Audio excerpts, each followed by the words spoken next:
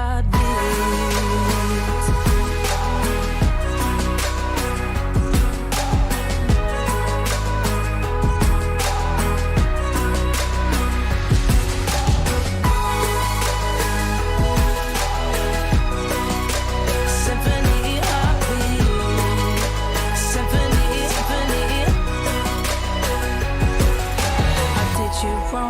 Now that's an understatement.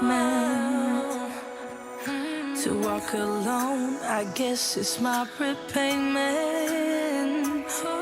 Please give me a light, show me what I need. I know I'm blind, but I hear symphonies of your heartbeat.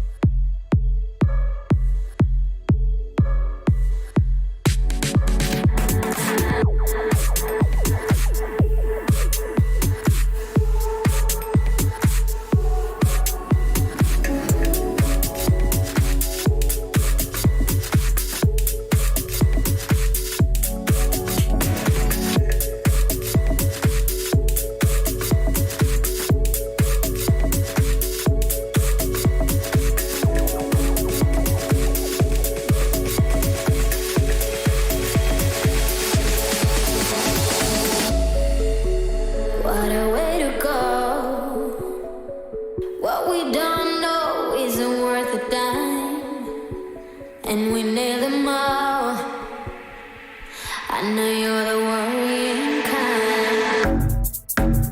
Is there any way, or do you like not being found? In time the light will fade.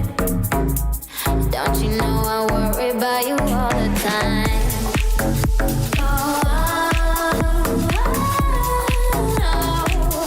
Anytime you wanna leave tonight, the morning comes.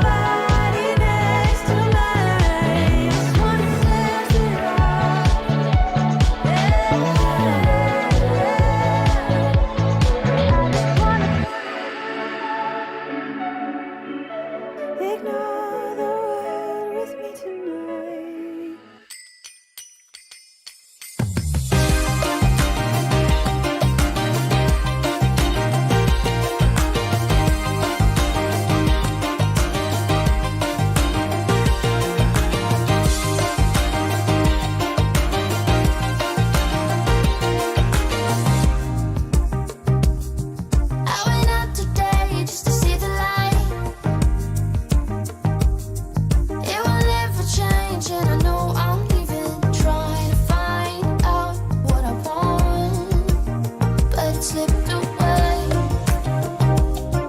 You don't know how much I thought of you. It will never change no matter what you do. Just let me come home and let me stay. I could let it pass, but not tonight.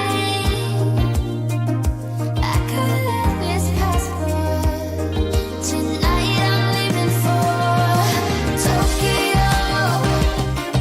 Longing for your avenues, I cannot get tired of you.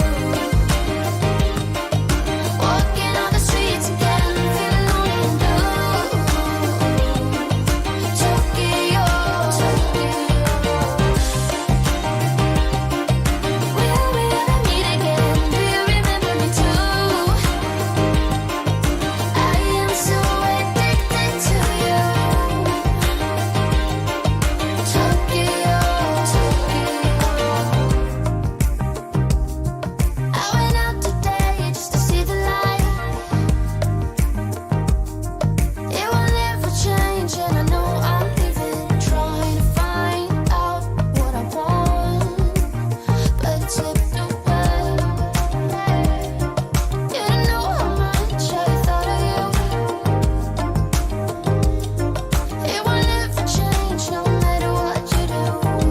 Just let me come home and let me stay. I could let it pass, but not tonight. Got a lot I need to process. Should I stay or should I go there? Tokyo, longing for your avenues, I cannot get tired of you. Walking on the streets again, feeling lonely and blue. Tokyo, will we ever meet again? Do you remember me too? I am so addicted to you. Tokyo,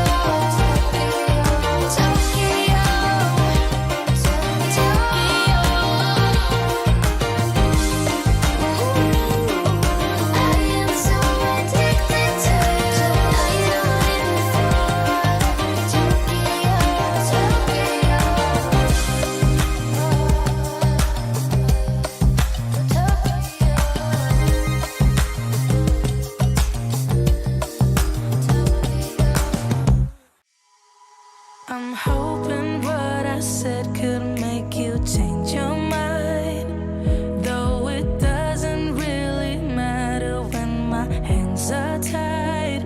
I'm trying to walk across the bridges that I've burned. My only way to you is gone, the tide has turned. So give me a light, show me what I need. I know I'm blind, but I hear symphonies of your heartbeat.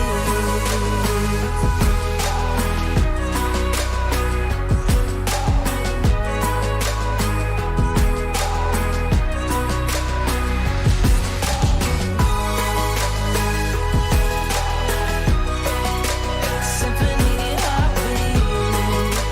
Symphony, symphony. I should have learned to bite my tongue, hold back my thoughts. But deep inside, I feel just like an astronaut. I was in the corner of my mind, got trapped inside. I forgot to look beyond, I see the other side. So give me a light, show me what I need. I know I'm blind, but I hear symphonies of your heartbeat.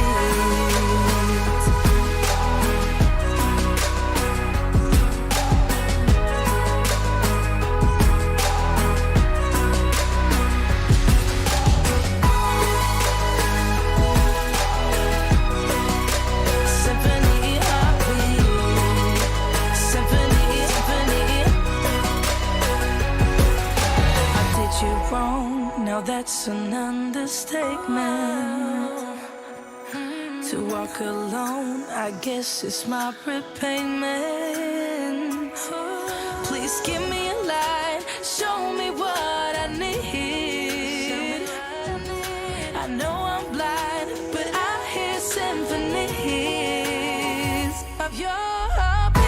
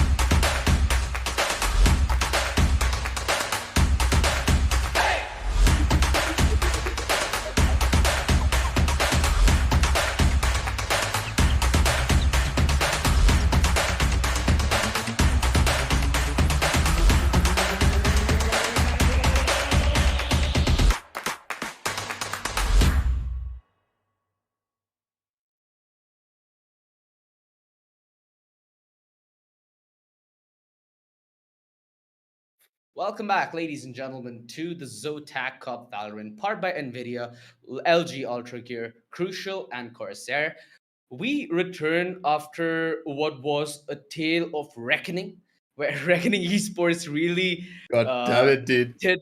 Yeah, they really put a statement out there, having Yeah, a that's true. 31 victory over Orglus over both maps essentially. So they're looking hot, they're looking fly, and they've flown past Orglus as Orglus get out of the tournament. Mind you, single elimination. So it's gonna be a little dicey throughout the journey. And here to join me throughout the other part of the journey is Aggressive. So how you been, my man? Yeah, it's been a while, but hey, I've been looking forward to catching for the Zotac Cup for a while. Both of these teams now on our screen soon enough are pretty much going to be the ones we're looking forward to try and give us a show, because you've kind of said that it was a little bit too underwhelming of a match where Reckoning just was a complete landslide. They took it away Yeah. on a 2-0 and the scoreline was what? 13-1, 13-3? Yeah, I mean, I'm a huge fan of consistency, but not of that kind, man. Yeah, not that kind of consistency. It's way too much, especially for a caster. You're just gonna go through a match and it's just done and dusted. It's another day in the office. But Velocity versus Team RHOV, I think that this one could be a really good one for us. Yeah, for sure, man. I'm itching to see the map veto at this point because that's good. That's potentially going to be half the tail already, right? So we're gonna start off with Bind, and then we're gonna go on course to Split and Haven. So it's gonna be again. I'm sensing that double initiator lineup from either side. We get to see KOs occasionally. We do get to see a lot of Sovas and a lot of Skies, which could be prevalent on Bind as well. Yeah, it's gonna have the makings of a really good game, and I'm interested to see if Chamber is gonna be any talking point here, because we did get to see a Chamber earlier today courtesy of Mhm. Sai, and we might get to see it yet again. Who knows, man? Chamber has been one of those characters that really gave that sense of being an incredible one, but as soon as he came over to live, teams have not really picked that up. Not just in our scene, but also in Southeast Asia, Europe, NA. Chambers not been seeing that much play when it comes down to the competitive aspect. Teams are starting to pick it up slowly, but I think that Chambers gonna take at least a month or two more to finally integrate into the entire ecosystem of Valorant. But what I am excited about is when New York comes online and players are gonna be able to play her competitively. I do think that she's going to be switching up the meta a lot, but For sure, Chamber man. for now, I think he's going to be in a pretty stable place. But we were talking about the map viewer screen, and the first map being Bind, I'm really excited for it because you already know the new Bind changes, and the A side being a lot more simpler to execute for the attackers and a lot more difficult to hold for the defenders. Yeah. The fact that Bind is a very heavily defender-sided map, now it's no longer the case. Now the attackers, they even have a fair share. Yes, it's still very defense favored. I would say instead of it being a 70-30 for the defense being a lot more of the favorable side, it's much more of a 60-40 split. So I Yeah. do believe that whoever's on the defense first, they will have an advantage, but not a severe one. Not a severe one by any means. It kind of opens up a little more opportunity. One really annoying part about the previous iteration of Bind that we did have is that pixel gap in between the two boxes towards a short, right? Yep. There is so much you can leverage out of that if you have an operator yourself. It does offer you that avenue to kill that person at heaven so easily without him having any chance to fight back. And it works likewise on the defense as well, right? It's so easy to spam that with an operator. It's so easy to get work done through that woodwork. So going ahead with this, now I'm gonna assume that it's gonna be a very even matchup, at least with the changes. I'm itching to see what's up, man. Yeah, I mean, especially with wanting to see what kind of compositions we're going to be looking forward to as well on this map in particular. You got to remember that Viper is pretty much one of those staples for every single one of the experienced teams for this map. Now, Viper is always there. You normally pick her up to try and replace maybe a Cypher or a Killjoy if you want to go in for that double controller route, because the Viper can play as that pseudo sentinel plus the controller. But with a double initiator also being the cake here, and people starting to pick up things such as Breed, Sky, and even the KO in some occasions, KO is a really good pickup. People have been sleeping on him for the longest time, but if you're able to execute with him properly, he can just completely tear down an entire side and allow your team to go in for very simple entries without any utility being popped whatsoever.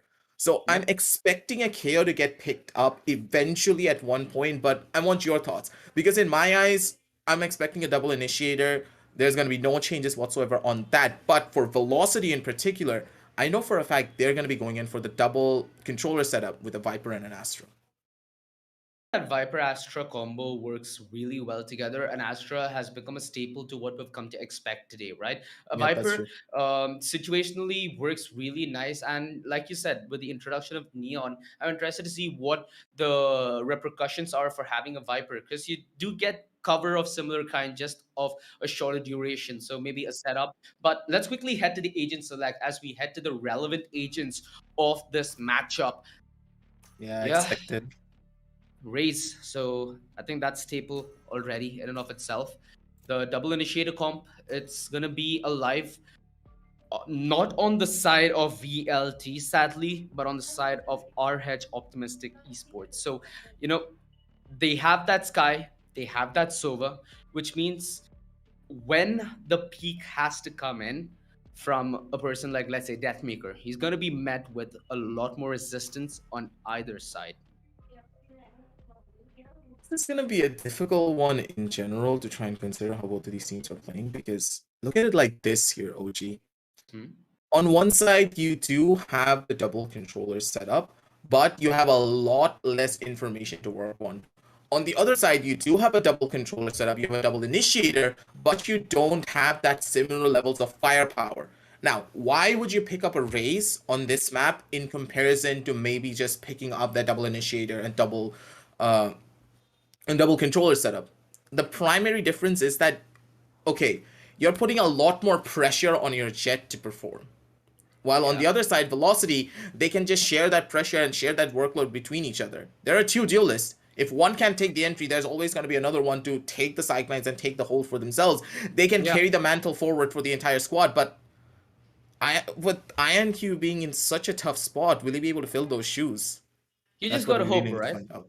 Yeah, you just gotta hope, because all of this is also down to strategy to the majority of the extent. It depends on what your game plan is and who's gonna be allocated that load. Now, for a person like Deathmaker, it's more than viable to give him the most toughest of situations and expect him to come up with flying colors, right? So True. I kind of understand what you say, but it's also down to who's going to be the second man and what's the strategy for the attack, and how do they, if they're going to breach in the V side, what's their plan in terms of the third man, the fourth man, and alongside the utility. So you can choose either or, and it depends on your strengths. So it also comes down to playing down to your strengths or playing to your enemy's weaknesses. And it seems like Velocity, yeah, being like one of the best teams in India, they're going to be more than comfortable playing with their strengths, because they know that their strengths can succumb their blatant weakness, which some might not even know.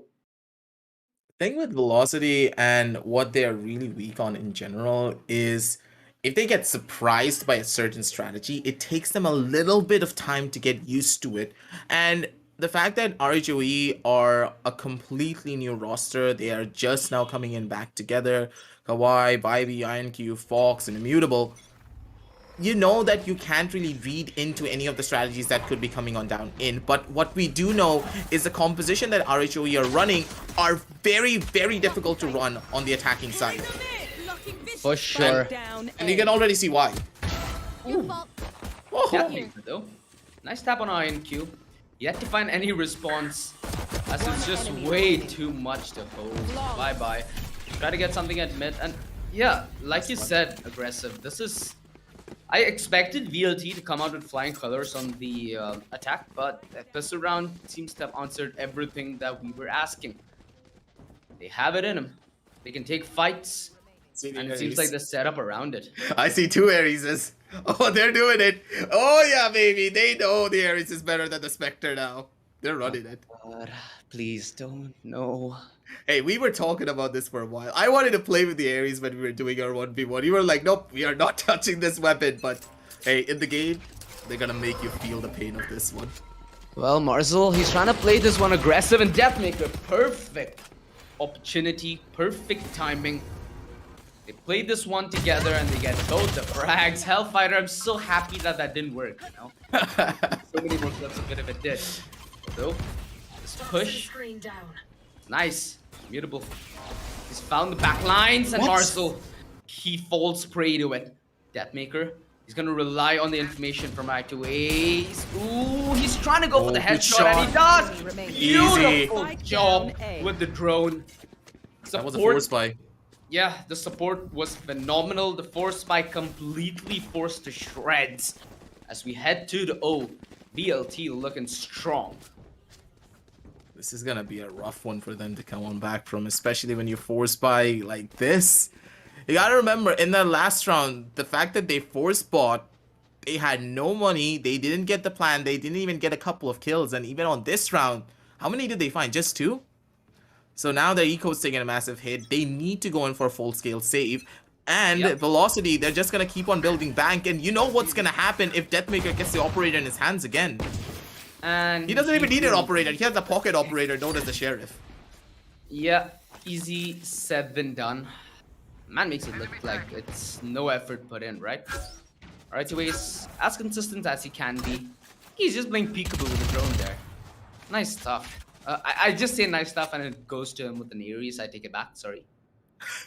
Hey, at least you are very open with your disgust with this weapon, but it seems as though the Ares has just not been getting any form of value for now. And you're just happy about it. Hellfighter has picked it up, so might be the right time to see a potential victory side of RH Optimistic Esports. Amaterasu close range with the Spectre and Hellfighter. First kill us in, boys. Bring in the tally. Thank you, Amaterasu, for finish that out. 3-0, and this was the equal, right? So now we're gonna expect Vandals. So let's see how this Odin might, this Ares. Yeah, it's become that powerful, at least in my opinion. But let's see how it fares against the Vandals. Because in a straight up gunfight, when the one-tap lethality is there on the side of the Vandal, with some of the best aimers that we have in the country, I'm expecting this to be a landslide affair. It should be the case, but now that the tactical timeout has been taken, Team RJOE are seemingly in a little bit more of a better position. Now that they have the guns, they can actually think through how they want to go in for an execute, because the last couple of rounds, they were pretty much relying on bum rushes. The A side is a lot more simpler to take over if you're trying to push from Ace short. You just need to establish a little bit of control onto Shower and force the defenders out into the open. Because if Velocity are trying to hold the side, and they don't have that Shower's control anymore, every single sightline from A short is a lot more deadlier to try and take a peek off. Players can jump on top. I don't know, what should we call this anymore? Do we call it a crate? It's not even the crates anymore. What is this? Platform? I'm just trying to guess at the top of my mind. But you know, one thing that we don't have to guess is the fact that RH Optimistic Esports need to finally find a round. They need to row their boat to a victory and have to get many more in order to take this. Let's see if the guns are going to be the ones that make the difference. As on the side of RHOE, they have everything that they need, everything that they desire. It'll be a difficult one for them. And yeah, I do believe that I'm having a little bit of a technical difficulty from my side. And you know what? It's the close range areas that actually give me a little bit of chills. Thank you. He's been saving for this early operator, and Marshall spots it out. He knows exactly what's up. Does not want to repeat the angle, the exact call that should be made in that situation. 3 members stacked here, so it's right to Ace, it's Hellfighter, and it's going to be Marcel. They have a lot of utility to hold and get information from. Marcel, he's gonna be dissed out with a lot of utility, but Immutable has taken the TP. Now I'm interested, was that tactical? Because they've essentially stopped the entire hit on the back of it, and now they're gonna recommit. So what potentially could be on the hands is a fake, but not a fake that's well sold just yet. VLT still boots stuck to the ground, holding this Ace site like it's a fort, 3-man strong. They've destroyed the recon bolt, but Hellfighter having more than just a field day with that Ares. Hold from right to Ace is perfect as he finds that first, but little did he know, INQ had that angle held. Marcel gets a satchel kill? What? That's more cartoony than a skin. 10 seconds left. That's gonna be a little bit of a harsh moment for him, but he's gonna be good for the first. He's not gonna be good for the second though. We'll find it, but no potato press a little bit there. The dash. Deathmaker. He You nearly know, missed out on a couple of his shots there. And I do believe, just as stated, if he dashed, it could have worked. it could have worked. It would have maybe reset the fight, but Deathmaker, I think, was, you know, that moment when you look into another other person's eye. You know, it depends on your preference.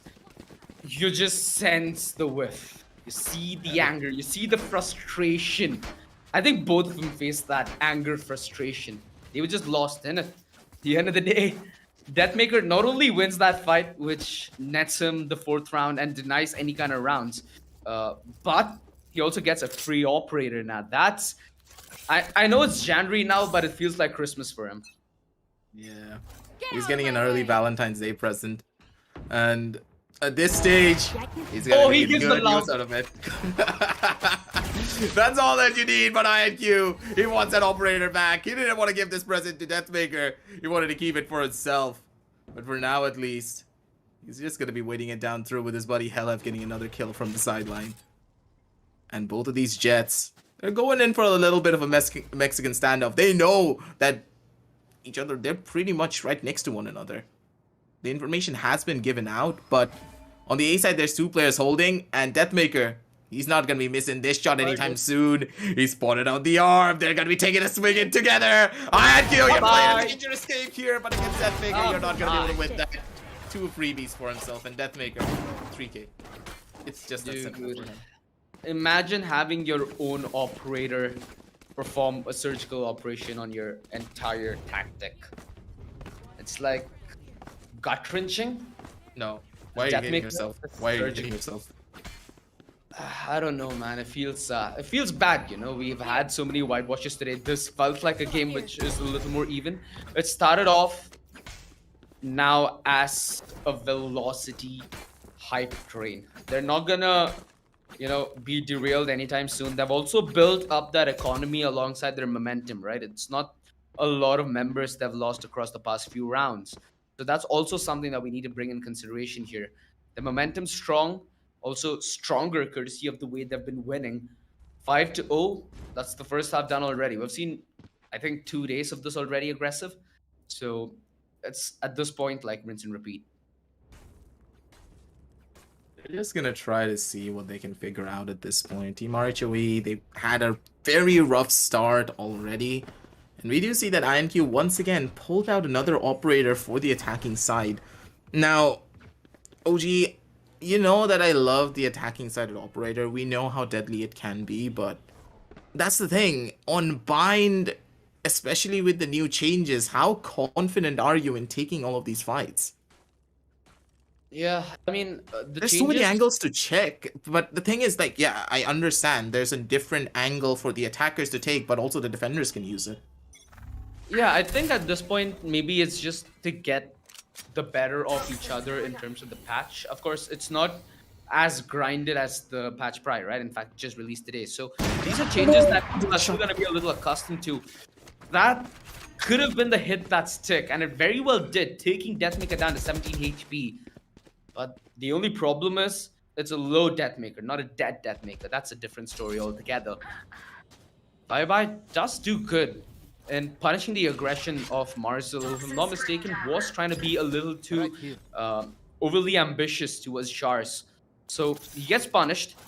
Amaterasu will come in with the cover as well. Shock darts on the back of it, doesn't connect. They have a good idea that there are still members in through B long.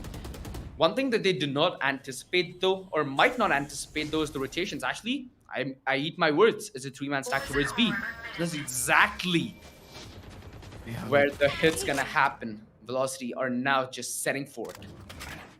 They have it. There's no way they're gonna be the ones to drop out for it. But careful about this. Right to A's, but the flash! The Sky Flash was absolutely horrendous. He's not gonna be able to survive this one. And right to A's is playing a little bit of a game with them.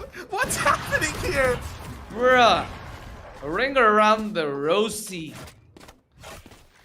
And aptly... Yeah, it was aptly right around the tree, so... That is The flash just questionable at the did it very all. best. Everything that could have gone wrong in that round went wrong. First of all, the flash came in, flashed out immutable as he was trying to push into the side. into the waiting arms of Right to Ace. He got a free kill. Right to Ace kept on pushing through a Hunter's Fury, mind you. And then INQ was running around with his knife, being like, come over here, boy. Come over here. Fistic of battle. But he didn't get any of it. Oh, he's gonna get taken out again. Gun here. This has just been Deathmaker having a field day on the operator as he looks for yet another timing and sound. Could have been his friend. And it very well would have. Beautiful shot dart from Right to Ace. That denies any kind of information on the back of the tail blaze. So information significantly hampered for RHOE. But now, the push. They have two members in through long. That's towards B. Quite beautiful pick at mid. Essentially, slightly divides the defense. But yeah, it's just not a case, man. It's not happening. It's significantly weaker weaponry against a significantly confident VLT. So it just gets harder as the time passes. I got the spike. 6-0, most likely. Maybe 7-0. If Fox gets maybe an early frag here without losing 30 HP, seconds he left. will have his Seekers up. So some hope, but whatever is left is pretty bleak. Yeah, at this stage, I think it's just done. A couple of Nebulas, they give up the footsteps. Here comes the call, and with that, they have full control. There's no way he wins the shot, but Hella, he's gonna be able to run out of the way and survive for a little while longer. Spectre But now, Hawk out. yeah, the Spectre nerfs are still acting up. I didn't notice the nerfs as hard, but I think that Fox, yeah, he gave us a pretty good showcase of what exactly went wrong with the weapon. Yeah, so for the didn't really read the patch note, what the Spectre nerf essentially is, while you're gonna be running, the spray inaccuracy kicks in towards the early section of the magazine. Here. So essentially, you're not gonna enter with accuracy and then get inaccurate. You're gonna enter with an accuracy, which is the right way it's supposed to be. Thank you for finally listening to us. But 7-0. I think they've not listened to VLT's aggression as much, because Deathmaker seems to have a new trick every time in the bag. He's looks just to be pushing. making- He doesn't care. Imagine having any personal space. And I love the aggro that Right to Ace did by the Deathmaker. No! Okay, makes his way back. Watch this. He wants to make a clip. Is he gonna be able to play this one aggressive? Yeah, it's a good job that he did fall got back, your because trail. it was very hard to support him in that kind of a position. Mind you, Marzel has the showstopper, so he eats the Seeker and he's hoping for them to push close. There goes the party, Why this and match? there goes the whiff. Right to Ace though, he's more than ready to push them off the side of this cliff, but it's gonna be cliff-sided on the defense, as it's all fallen into Amaterasu's hands to save this round and the clean sheet for VLT. Spike planted. It's just not gonna happen for Amaterasu here. He has a sideline, he has a little bit of utility to work with, but against 3 angry members to try and retake this side, it's gonna be difficult, but Amaterasu, that's a pretty good lineup. It's gonna be a lot more manageable. He does He's gonna it. be able to shut down one more! Amaterasu with a 1 versus 3 situation for velocity. It takes it all away and brings it all back. Doesn't matter if there's a gravity well, doesn't matter if there's a flash in your face, doesn't matter if a person is holding from a pretty tight corner. He just doesn't miss those shots, and velocity, they keep their undefeated streak going on the map of Bind. Big clutch. That was a perfect 1 versus 3, isolating each and every fight that came his way. And again, you can see the clinical entry that was taken here. That 1 versus 3 was played with decent positions as well. If only they would have peeked in the back of each other. They respected Amaterasu a little too much, you know. Respect, good thing to have off the server, but on the server, you have to play this a 5v5, and they gave him far too much time, far too much leverage in that clutch. As now, he's feeling the blood flow, and man's just lit up. He's gotten a very crucial round, and he's gotten a very crucial ultimate. Now, the ace side becomes far more inaccessible for the side of RHOE. The only question is, do they go back in towards the B side, or do they flood in showers? Because it looks like they're hell-bent on their position. gonna be in a pretty impossible retake. Sorry, side take even in this point, because looking at the positions, you can see that the showers fight is not gonna be on the cards at all. The attackers, they're pretty much waiting to see if they can find any form of value. Kawhi, he's around the corner, but still it's not gonna be good for them. Marcel casually gets that first initial kill on towards the face of Immutable. And now that Immutable's gone, how do you want to take the side take? You have absolutely nothing to work with. Fox tries to go in for a peek, but Amaterasu is going to be holding it. They can't even go towards the B side even. They're already full committing for this execute, but still INQ's going to be good for that first initial, but Amaterasu with the immediate trade-off. It's done. It's a 2 versus 4. In the 9th round, it's already here. Hellfighter. OG, they tried to force the A side through a Viper's pit. Exactly my point. They didn't concede position.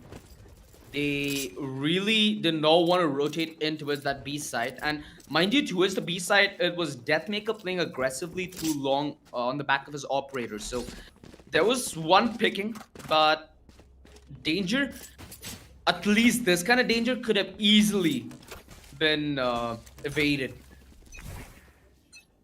I mean, right now, VLT are on fire, and it seems like LFT, it seems like INQ is gonna be able to get that charge up. Now, this is perhaps a good answer because it allows him to take this fight CQC, right? Which is very crucial. And now he's created enough space for Vibe to push through their own cover and get that crucial frag.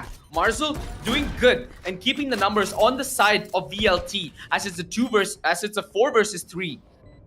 They hold for a backstab that's not to come. The lamps heavily populated. VLT, they have both the Raze and the Jet up, so it's possible for them to be on 2 front. Oh, this is gone. Nice try, INQ. Oh, he spots the foot and he delivers. Deathmaker, he finds everything here on the retake as he has right to ace, being his trustful guardian, scouting everything ahead. I like the new finisher, dude. It kind of reminds me of, you remember in one of the Terminator movies where one of these kind of machines start running over, if I'm not mistaken, Schwarzenegger? So, yeah, it kind of reminds me of that. Kind of overpriced, though, not gonna lie. Yeah, $100 for the entire bundle. In a way, I would ask you, would you buy the Elder Flame or... Oh yeah, I've already gotten the Elder Flame, dude. I've been having it from since day 1, but just don't use it much. The casual flex of having, how much now? 30,000? Something along those lines. Dude, like, bad habits, but what gamer habits. Difference lies there. Habits. But Deathmaker, though, his gamer moments don't seem to be coming to an end as he continues to dominate the battle of the Jets. Just seems to be on a supersonic pace while the rest of us average plebs are stuck with electric. Another Fox position should be discovered. There we go. So who could control whatever they did gain out of it? It's pretty well known on the side of BLT. Shock darts as well being lined up. Okay. This triple setup at B is so choking. My God. Deathmaker, is he gonna go for yet another? Oh, this is with fast. The operator, he Look at becomes that a surgeon. Marcel, One enemy remaining. bye-bye, Immutable. Solo left on a Fox. He's Lone Fox's way to victory. Lone Wolf, but Lone Fox is the way he goes. And 11-0. It's an 11-0 scoreline. I think we just started the game, but it's pretty much already done and dusted. I mean, it's dinner time. To be a tough one. Yeah, it is dinner time, and Velocity are like, oh, our food is getting cold, boys. Let's wind it up a little bit. We gotta go faster here. But yeah, before the RHOE, getting cold ones here. Ooh, dude, you don't say it like that. Well, I mean, it's 11-0, so a cold start, nonetheless, for the side of RHOE. True. They, again, have another map, right? It's a best of 3.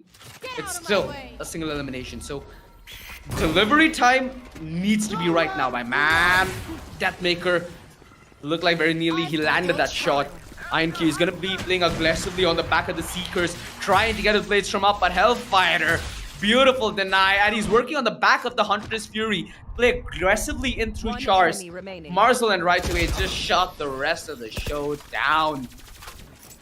It seems like VLT in this case are the Terminators. Slam out. Switching sides.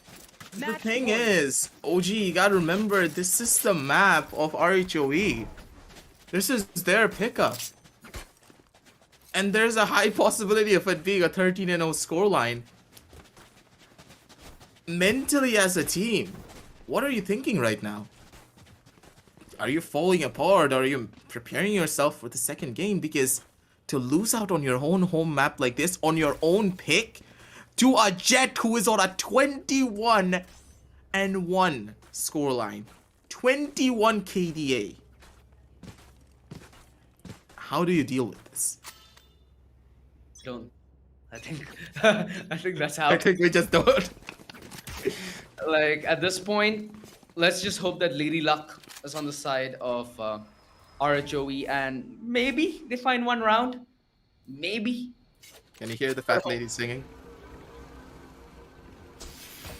Well, Oh! I can see the spider senses tingling on Amaterasu. The rest of VLC are gonna get their way out of Shars. Marzel, double satchel into the site. The nade should finish the job off onto Immutable, nice. but Hellfighter, LF. he's like, bruh, you're throwing paint shells? Hold my beer. I'll show you what actual paint shells is. Just makes a painting out of the defender's blood. That's a Zana 2 versus 2 now. This has been as doable as it gets, right? Sure, I mean, the 1 versus 3 was more doable, but you get what I'm saying. Let's see if they're able to translate this now. It's a 2v2 situation. The Sova does not have any utility, but the Sky Flashes could be good. But the bird, flash. yeah, that's a fake flash and a half. But we're just gonna say it's a fake flash. For now, we're gonna be holding it down through. The positions are primed. They're still waiting to see if they can find this engagement. It is a double peek from a double-sided pincer. The first initial kill could just be coming. LF, you can't miss these shots. He's still gonna be able to Bye-bye. live. LF's gonna run it away. There's not really a lot of time. You have no way to try and hold down this fight for long. Take a swing, take a battle. It's gonna be LF to get it all away. And a clutch round to end it all off. Velocity, they take the first initial map on a 13-0 score. You know, I'm just coming to think of that situation now. So, right to ace, the place where he hit, don't you think that's a far better angle for when you're going to be playing that post plan? It's more better than at least a spammable wooden box, right? It gives you a little more leverage. The crossfire is also, to a degree, a little more easier to play because, again, it won't be broken as easy as a spray. So, I like the changes to bind, but I would like to see changes to the side of RHOE because that was, like you said, their map pick.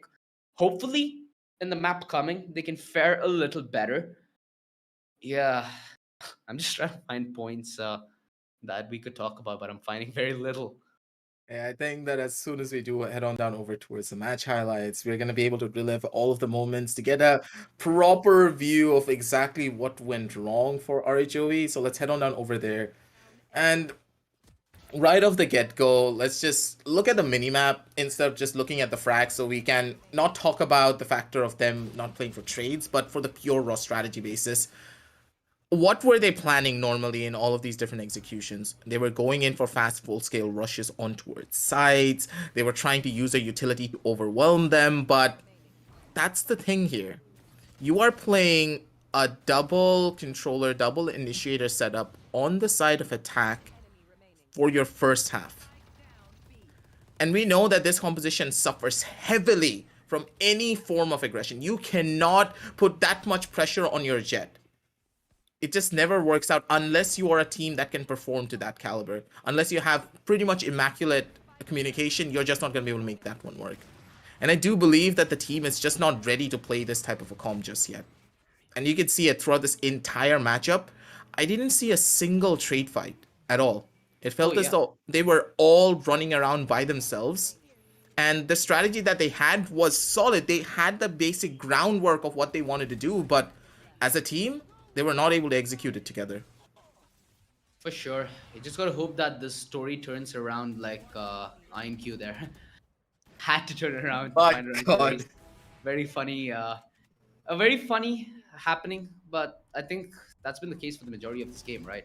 It's been more or less right ways, finding crucial information when it needs to be found. Deathmaker finding crucial frags when they need to be found. Hell, you even saw Hellfighter chipping in at the perfect moment when those executes are laying down, right? He finds those crucial impact frags on the back of his utility. And again, Amaterasu's 1 versus 3 to keep the scorecard clinical.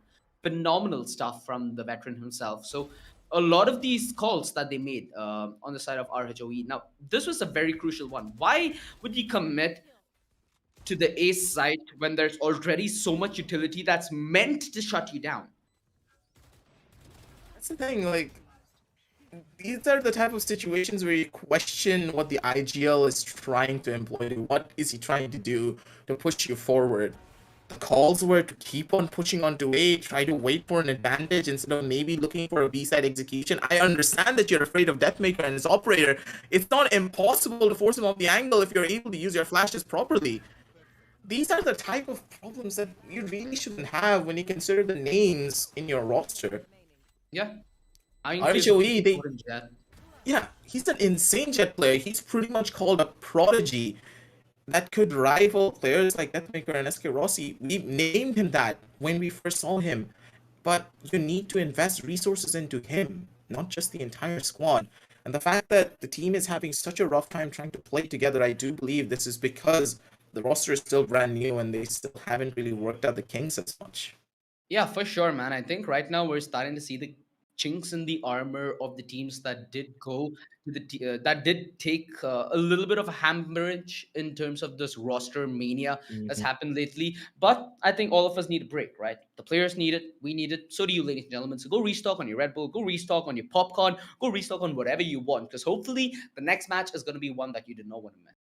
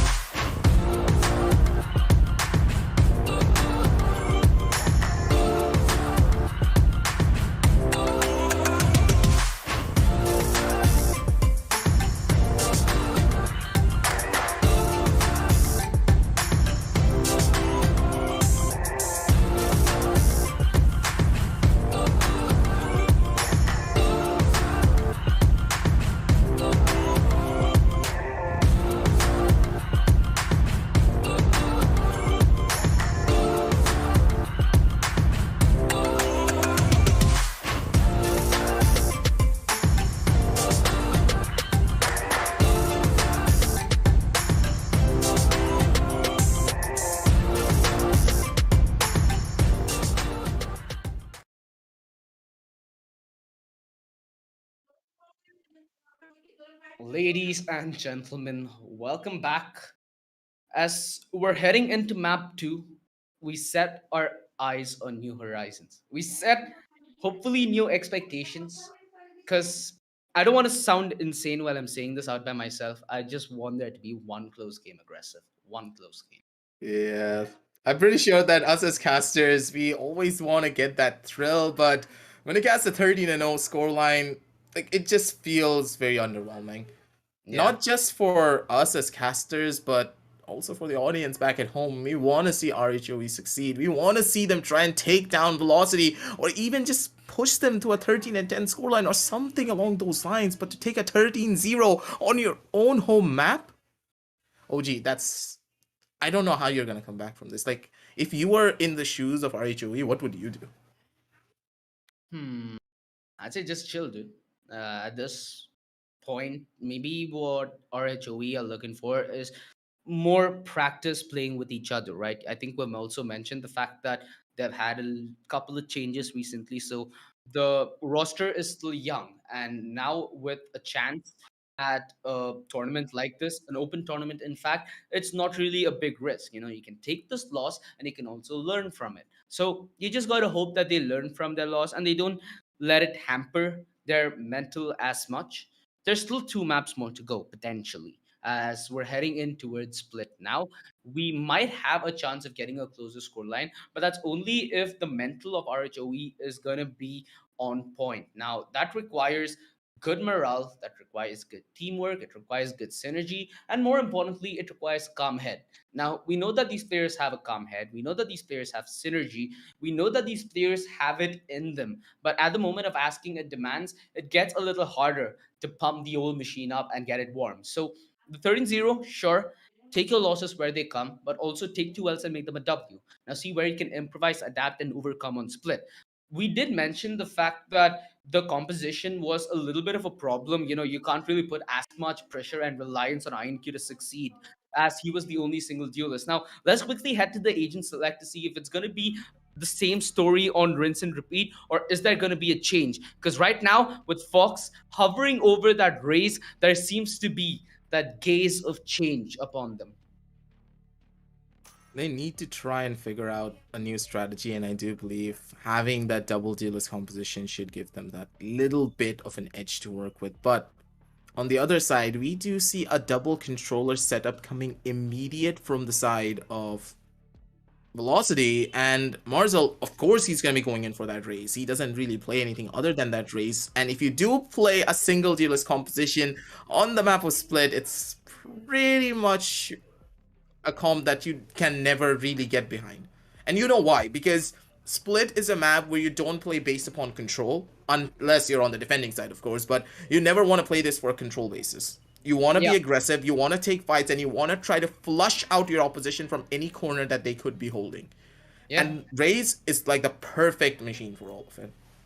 It is. And, one aspect of Split that we often do get to see is the fact that sometimes teams just completely give up mid, right? So you end up in a situation where you might see teams towards that mid round play aggressively towards either main, giving up mid control. So they'll have a keen eye towards heaven on either side. They'll have a key eye towards the entrance from rope room, and they'll have a keen eye towards the entrance in towards B heaven. So it's going to be interesting to see how the aggression plays into the entire tale of things, considering the fact that there are going to be two duelists on either side now. Previously, it was slightly a different story, but now it almost seems to be identical on either side.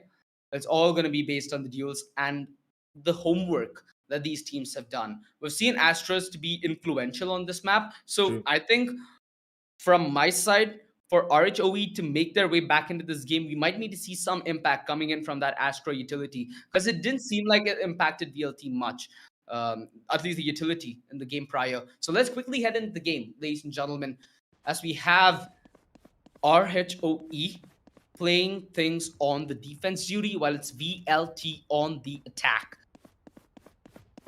That's the thing here.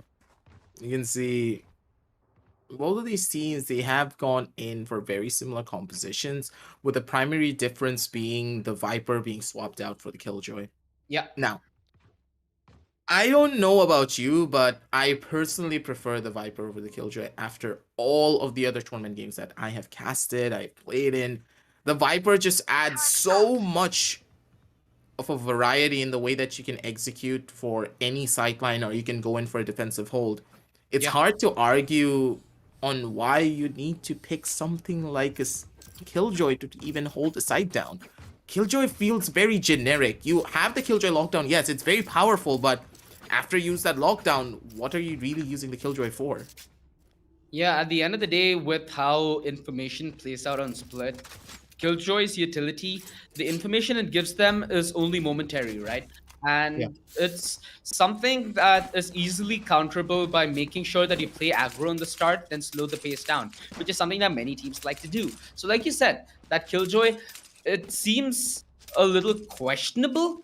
But again, if there's a certain game plan attached to it, I'm itching to see what that could be. I feel like Killjoy is also another agent that might just easily get replaced by the Chamber, right? The reason people play Killjoy to some extent is information. Now with Chamber, you not only get information, but let's say you're running a roster with maybe 2 to 3 sniper players within it. Now, the Chamber provides versatility in the arsenal he can use. He himself has a mini arsenal as his ability. So it brings about a lot more gunplay alongside utility, and with all the information going your way alongside the TP mechanism, it's a little more gimmicky to pull strategies out of, which sometimes gimmicks could win you games, in all honesty.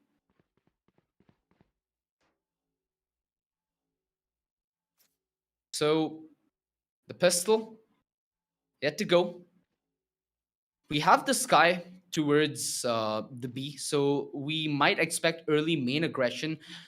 They might relinquish mid as well, You also have Fox around that mid B heaven vicinity. It's going to be interesting to see what their route down the pistol is going to be.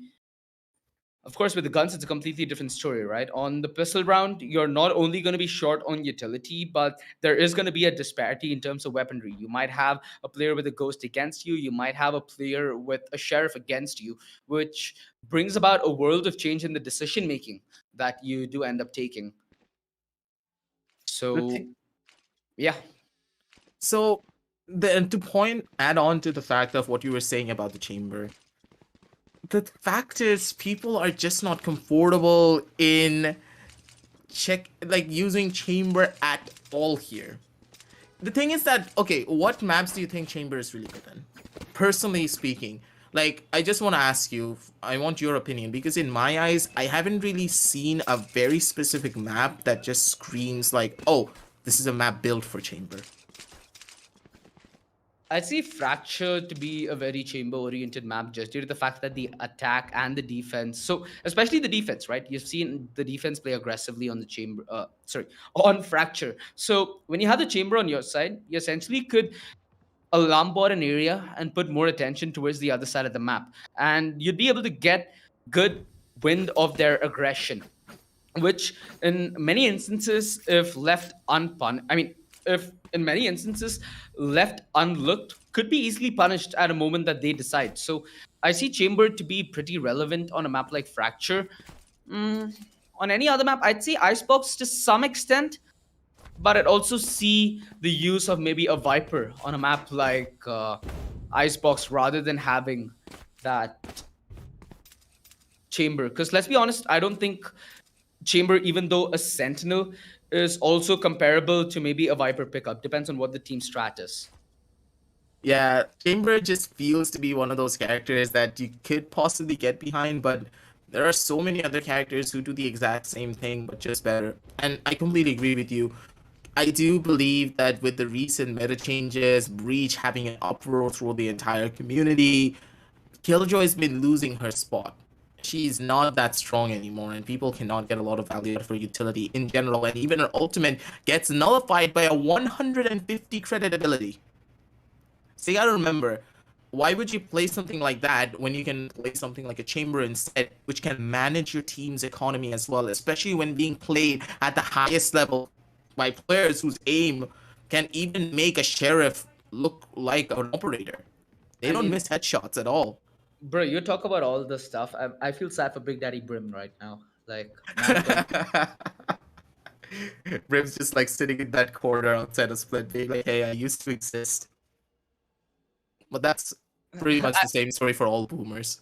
dude, like I see him. He's such a cool character, right? You get to see a lot of cool Valorant content around him. You know, even from Riot, who make a lot of videos and the They're lore. trying to make people play Brimstone by putting cinematics out from him. They don't want to buff the man. They just want to make cinematics from him. Yeah, I feel like it's a character that they're willing to throw under the bus if they're willing to make it cool outside the game. You know, it's like a nice anime story. It feels like an anime level betrayal. Though. Lie. Nonetheless, Right there.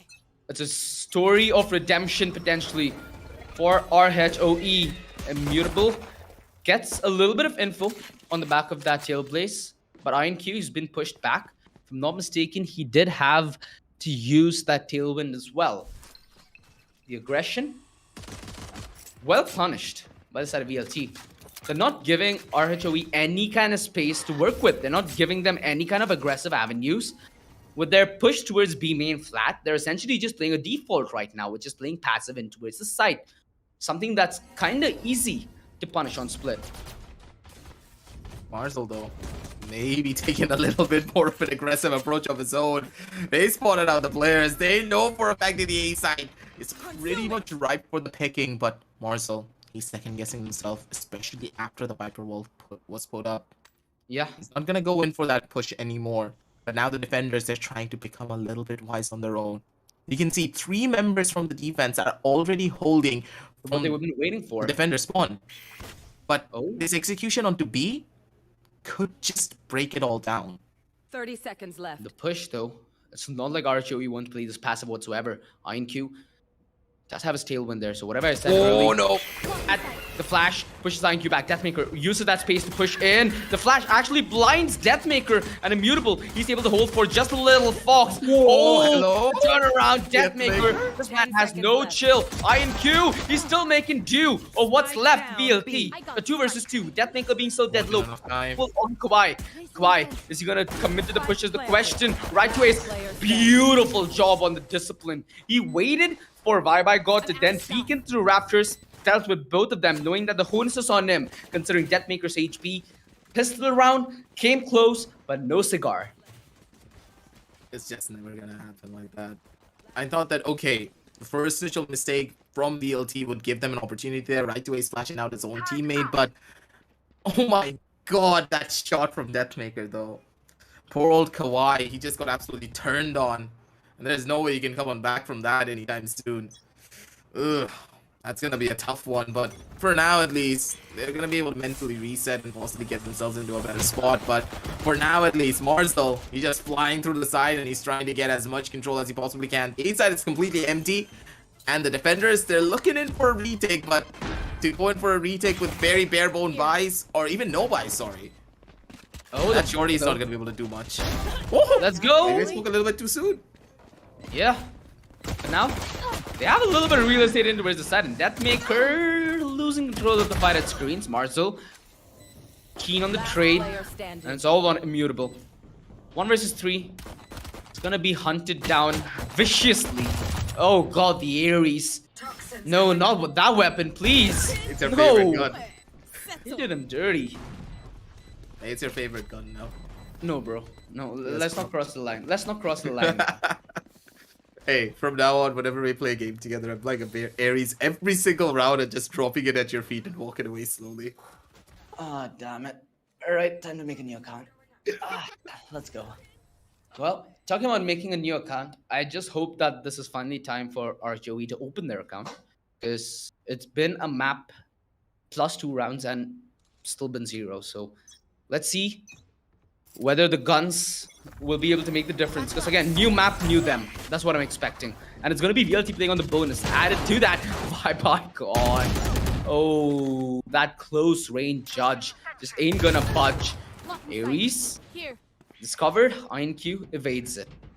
The 2-man advantage, and this is exactly what RHOE have been vying for. Amaterasu though, quick to reduce that deficit. And Hellhef has a good inkling. He knows exactly what's happening. The crunch into its main. Now, this is a very, very common play on Split. Wait, he spotted it. They spotted each other. Now, there are 2 members coming in towards Hellfighter's position. How is he going to hold this? Close angle. Immutable. He's going to clear it. Beautiful tap. Thank you, my friend.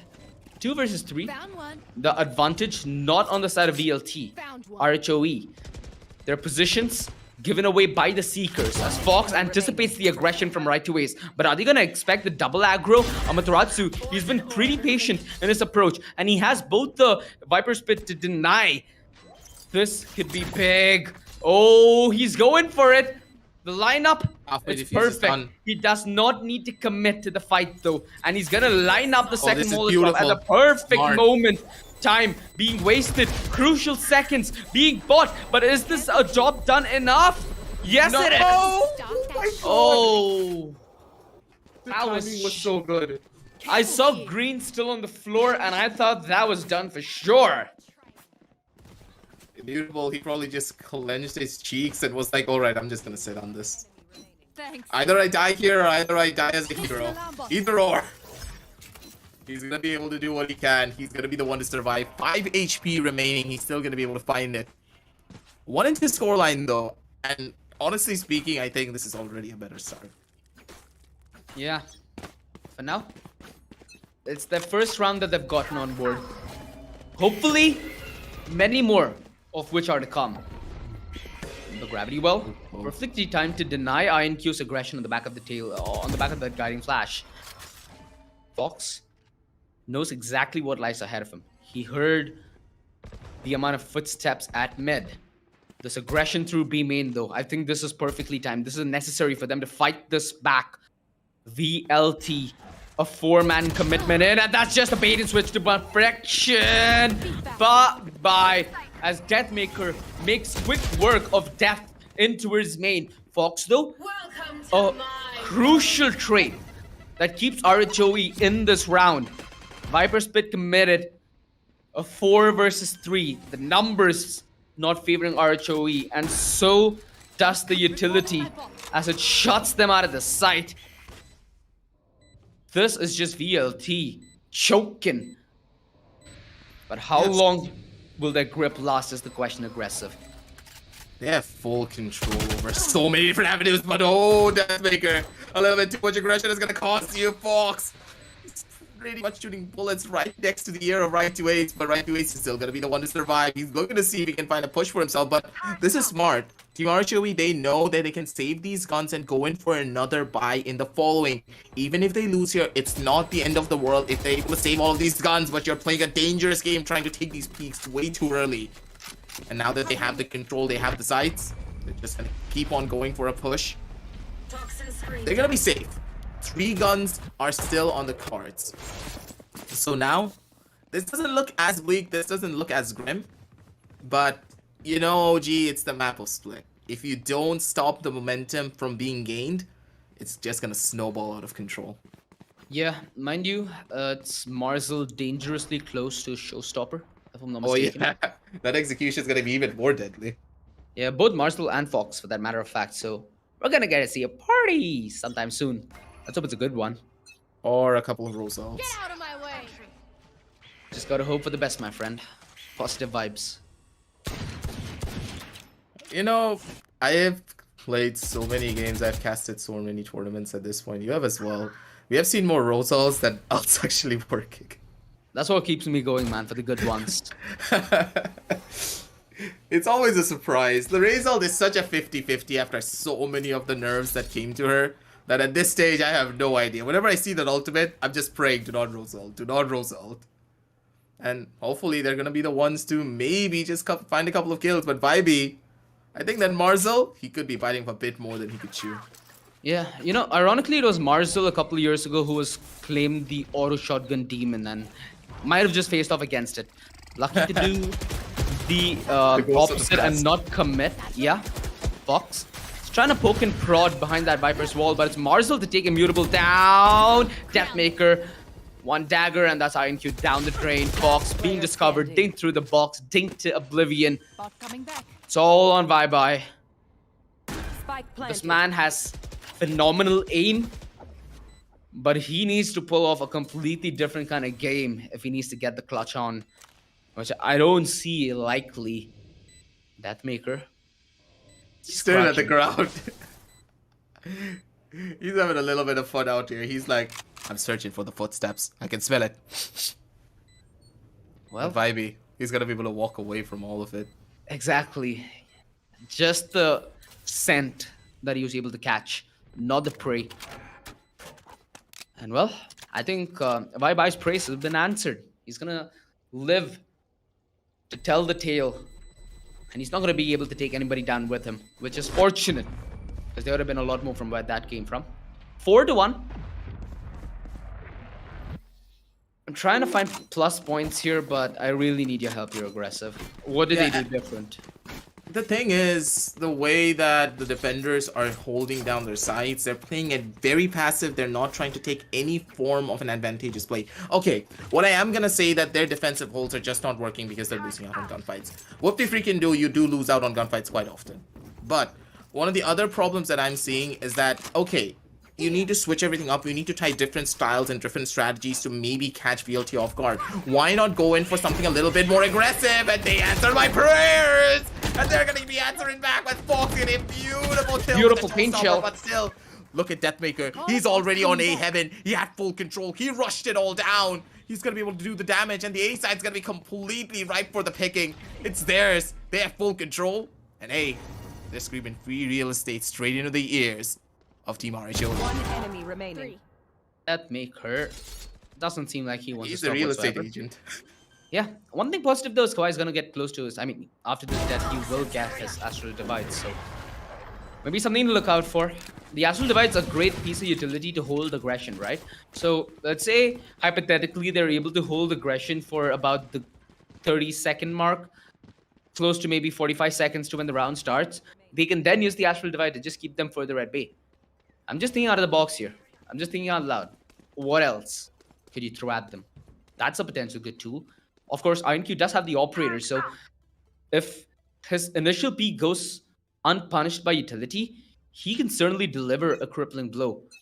A lot of opportunities here, but the grounds certainly are being lost by the side of RHOA.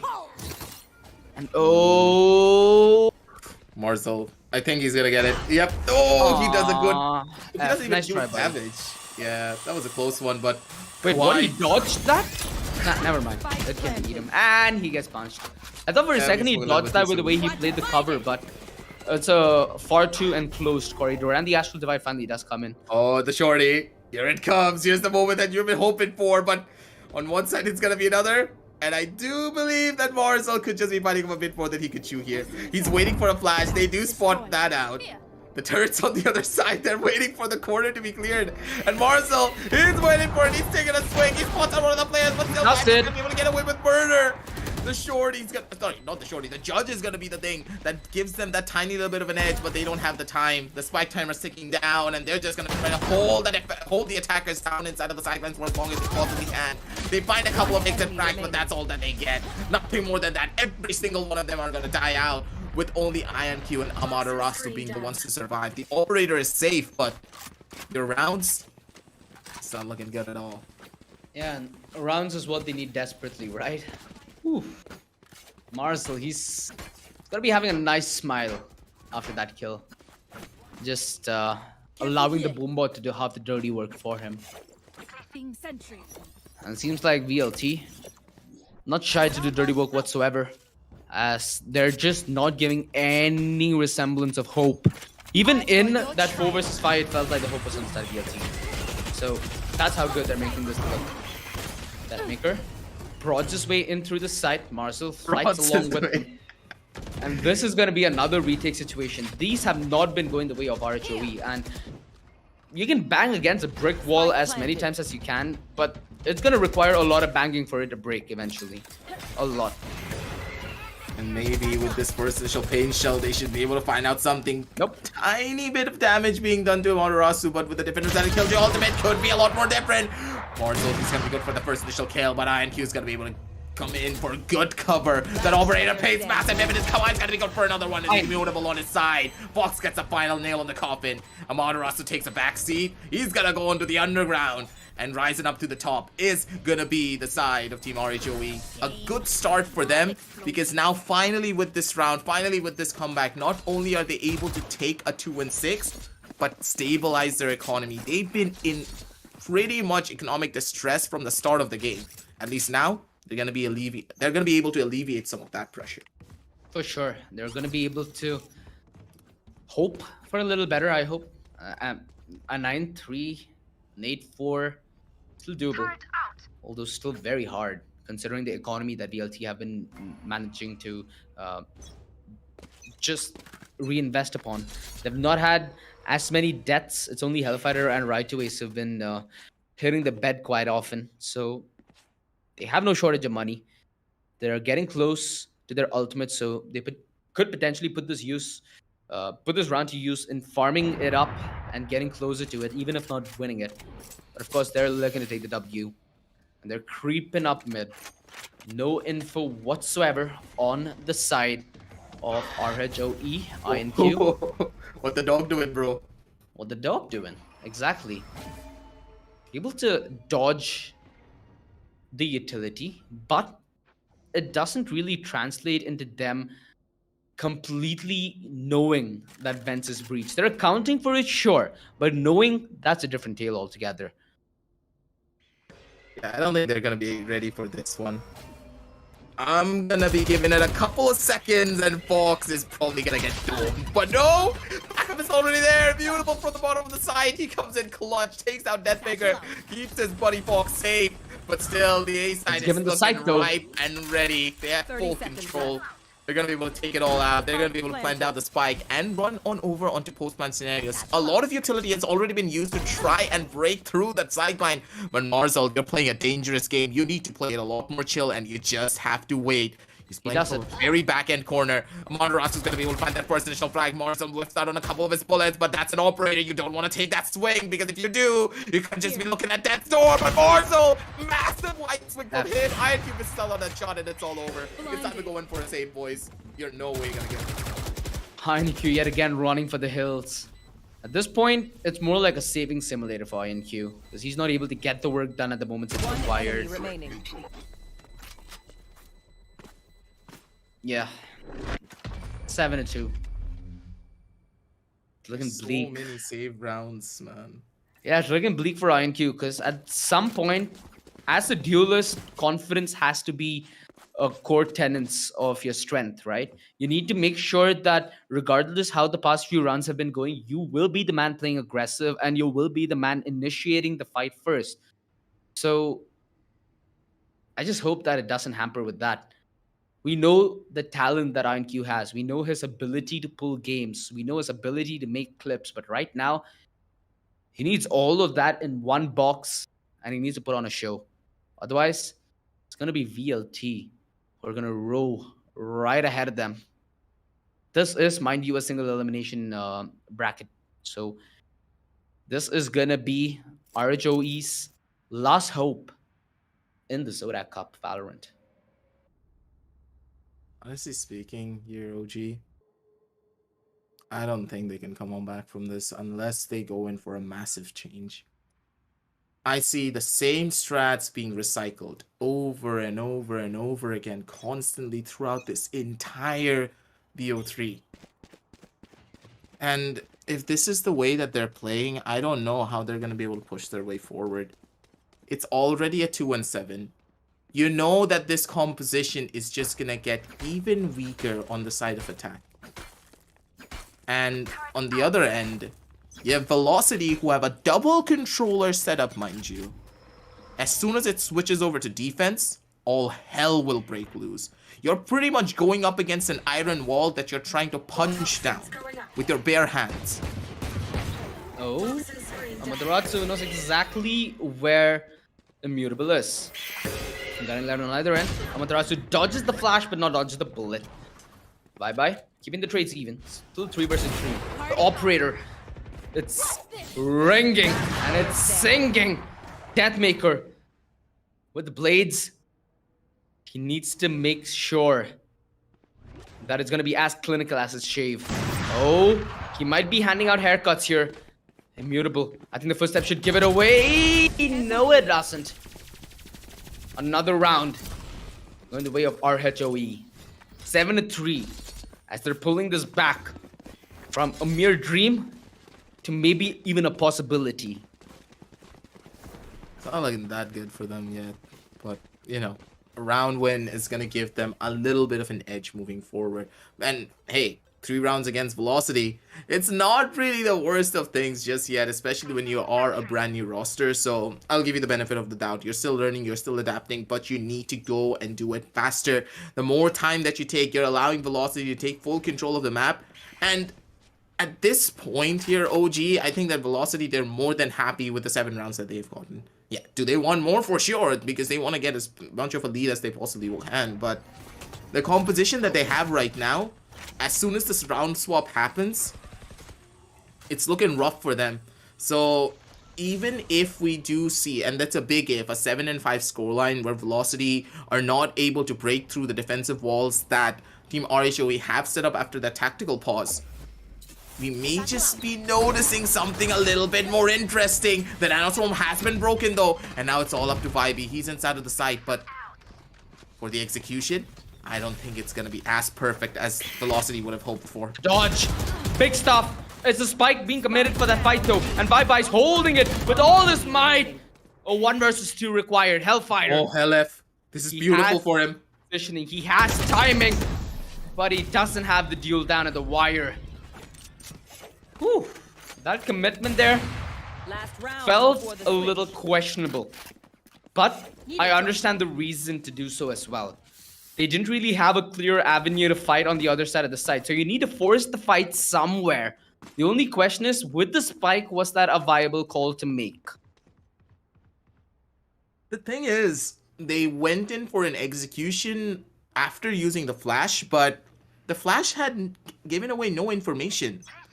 Normally, whenever you throw out a sky flash and it affects someone, there is of course a sound. It has a very unique sound that plays, but the sound never even played and they still went in for a push through the Viper's wall?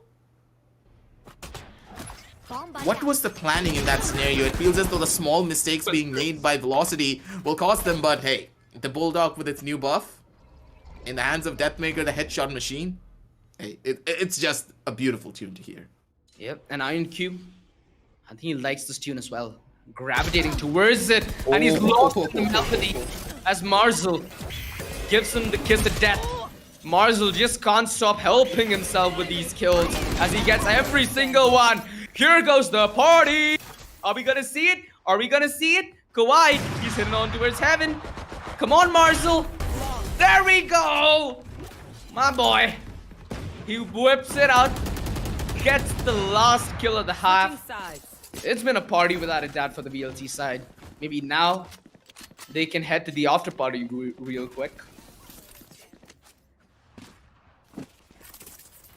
Just a tough one for them now, OG. You can already see on this 4-8 scoreline that they're starting to drop like flies. Now that Velocity are on the defensive side, not only the better side of the map was split, but they're better in a much more compositional basis as well here. Confidence is going to be running high. Everything is stacked up against RHOE, but for now, I do believe that the roster, they have pretty much found a plan that can work against Velocity with the 4 rounds that they have gotten. And they read into a little bit of their habits, but utility usage is not there. Just look at it. This is why the double controller setup. BLT, ironically. Yeah, the utility usage from the attackers, I mean, was just not there. Just look at this. It's all the utility in the entire world. They have the full control. Right, 2S gets the final. It was a gravity well. It was a nebula in the back to stop anyone from pretty much doming Amaterasu as he took a swing. And also the Viper's utility was played to stop anyone from going in for a push. And even if they went in through a push from the wall, vulnerable. Yeah, they're vulnerabilized. Like, this is so smart. Look at the way that Velocity are playing all of their utility. It's immaculate.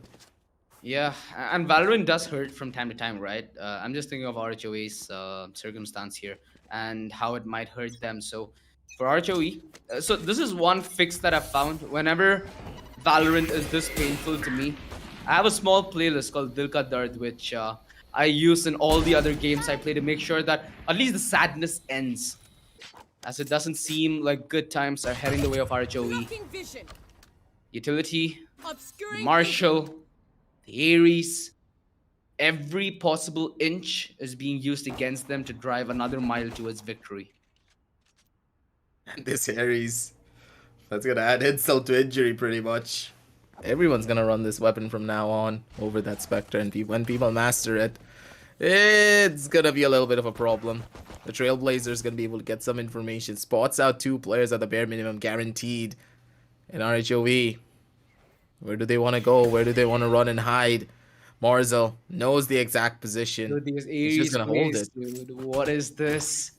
Hey, it's no longer a low rank weapon anymore. So whenever we see an Ares, you gotta say that it's a good idea. It's just the kind of playstyle. It's like holding an angle. You become like a turret. You become like KJ's turret essentially, but far more lethal. Spike down B. 30 seconds At left. this point, do you know that it's muscle memory to just hate on Ares players? And now we can't hate on them anymore because the Ares is something that we need to use as well in our ranked games. Potent. See, I'd give that here. I'm not saying the gun's not potent. I'm not saying it doesn't require skill to use. Sure, it requires wrong.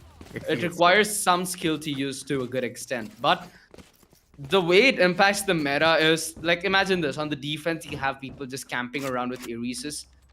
It doesn't feel like Valorant anymore. It might feel like, I don't know, I'm thinking about very, very tactical, ultra tactical games like Rainbow Six Siege, which are way too realistic. Like, way too realistic. Like, I just hope it doesn't end up like that with how buffed the Ares has gotten. Yeah, this could just be a problem, but let's see how the meta shifts over time, and the Ares could just see a lot of different changes. Fox, though, gets bitten from the side because of the Trailblazer. needs to take a little bit of a backseat, but for now at least they're gonna be able to hold. They're gonna be able to chill, but Deathmaker, he's not taking any form of a chill pill just yet. Amaterasu from the sidelines, he's looking for a couple of more of his own kills. That's why the first initial knows exactly where the flare is. He has such He's good game sense, this man. His brain is too massive. How do you carry it on your shoulders? He probably has support weights on either side of it. But for now, I don't think that Kawhi and poor old INQ are gonna be able to survive this one for long. One enemy. Oh my god, that was brutal. That was brutal. Sheesh. Pulling them in to the firing squad. Darn. 11-4. Yeah, at this point, I don't think we can ask for more. This seems to be like VLT cleaning house. All we need to account for is that little mouse, which is INQ, and his potential. That, you know, you can see this man be explosive at times, might give them a lifeline. That's all that RHOE have to work with.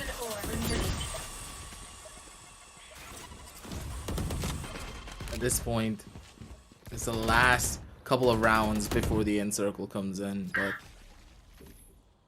you can already see there's not much that RHOE can even do now that they do have a little bit of mid control. This could just work. He wanted to go in for a knife. The boy wanted to knife him, but still, God's gonna be able to shut down 2 more. Marcel though gets away with murder. He's gonna be able to take down 3. He's the difference maker for his entire squad, sending it down over to a 2 versus 2 situation. But still, one flank just completely shut down Velocity. It just took one misplay, one miscom, and it's already over. But look at Helif. He has such an advanced position, and he's waiting for the attackers to rotate over towards his sideline. And if they do, Helif, he has a free fight for himself. But no. You can see that the attackers, they didn't stop it. They're like, no, we're going to be waiting a couple of seconds. We're going to try to feel out the map. We're not going to make any noise. Walk in towards the A side, but Marcel, he already expected every single bit of it. Waiting. Beautiful. Notes Oh, exactly. baby. And we might just see another showstopper to end this half as well, ladies and gentlemen, because Marcel's just 1 point away. This replay, I think I can sense Should I play some stars in this reality? the how do I say this? The mental. You know that moment when you're gonna face 3 people at once and you have to make the perfect play. So I think Vibai a little too anxious on the hand there. Managed to get whatever he bargained for. Deathmaker disposing of the turret. Gonna look to dispose of bodies next. INQ, quick trade. That's exactly what we've been waiting from this man for. As it's still gonna be that 4 versus 4. The only difference is now they can commit, and if they do commit fast, rotations are gonna be a mile away. Swing it. Woo. This is bad. This is bad. Trading. Yeah. That's gonna favor, to some extent, RHOE. Due to the fact that INQ's position allows them to get into touching distance towards the site. And now, INQ, it's all about him winning this gunfight, which he does. Crucial stuff for RHOE and their path to success. It's gonna be another fight that they need to take. If I'm not mistaken, that's Ace all the way in through defender rotation. Meanwhile, Amaterasu is drawing all the aggro in from heaven. Ace quickly clears INQ's position, but little does he know the spam was just an inch away.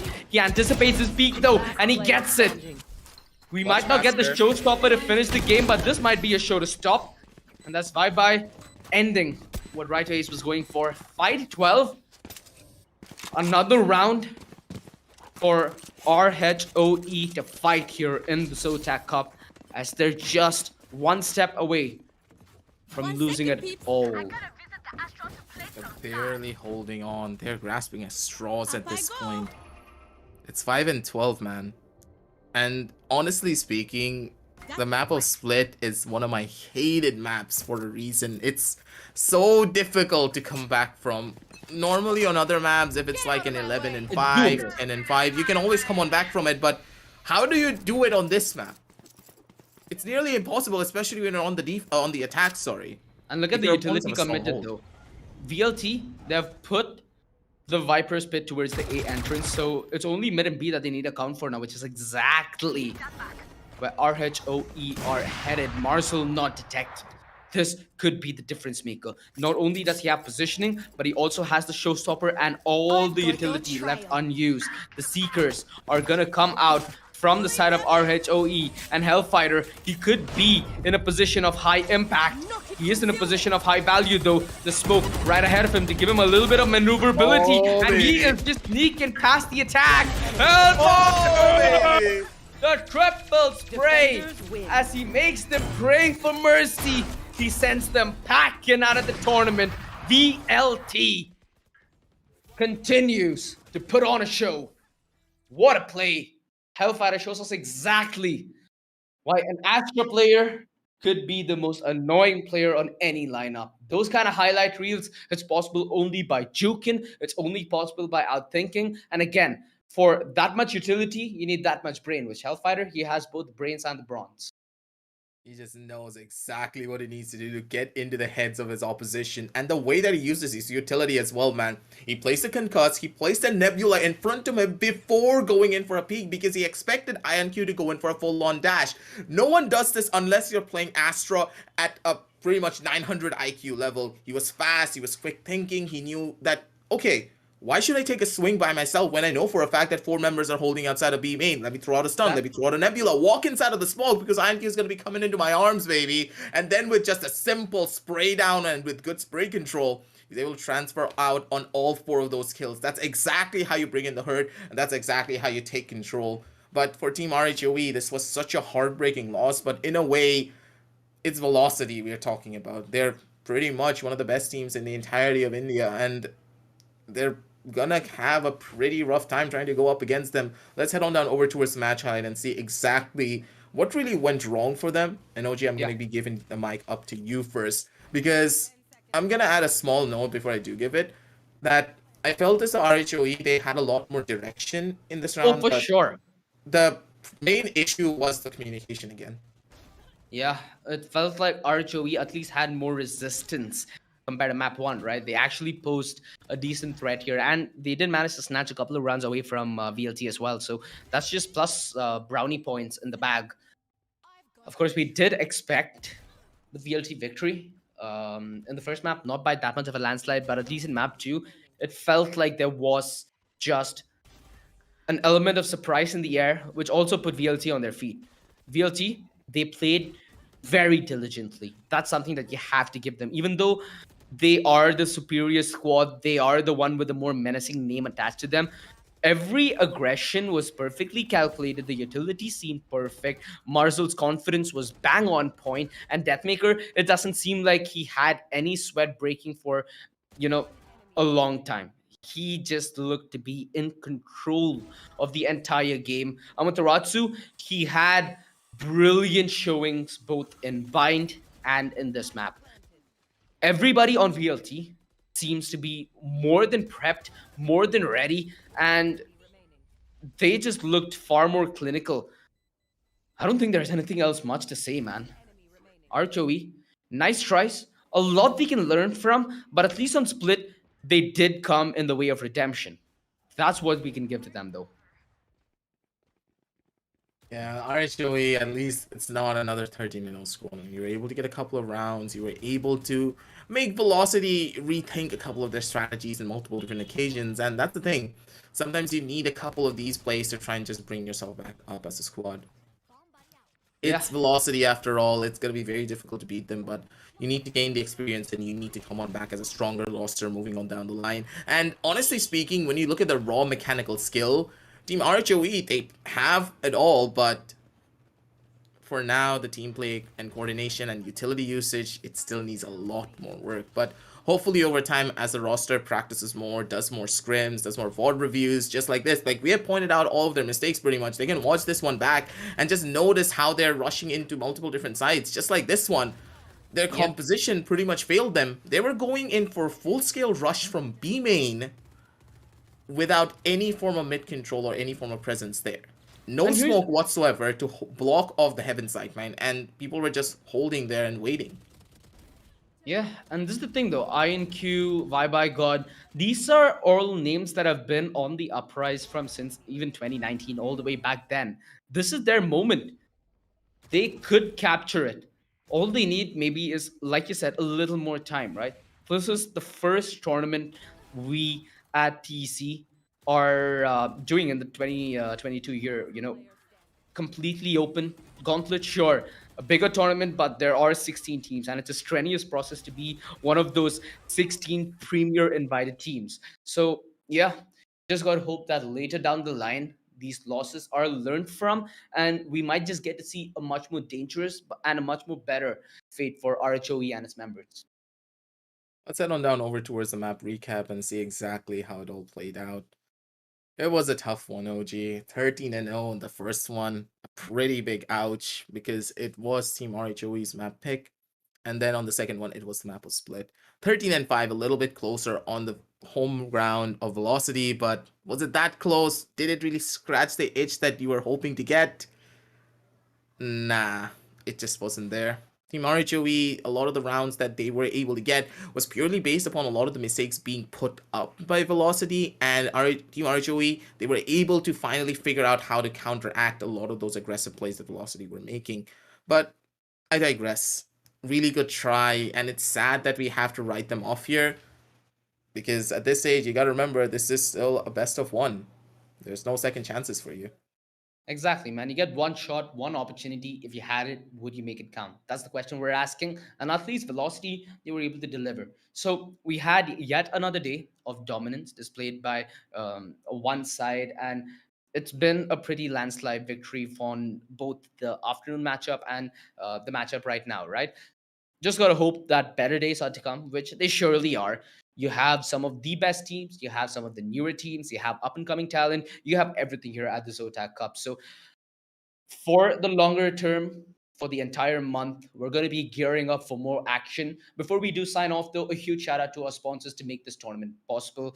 This has been the Zotac Valorant Cup, powered by NVIDIA, LG Ultragear, Crucial, and Corsair. So if you're going for a new monitor, LG got you covered. Crucial, really good SSD, so your game's running as smooth as your aim. Corsair, if you want to be that fancy jet, if you want to be explosive Marcel, you should have the peripherals to go alongside it. Not only do you look fly, you play fly, and in general, you fly as the sky is high. It's been me and Aggressive having a field day, but sadly, all good things must come to an end, and as it does dinner time. So we'll be catching you later. You know where to find us. Do hit the subscribe and bell to know every time we're going live with some premium Valorant content, and we'll catch you yet again at the Esports Club, ladies and gentlemen. Take care and good night.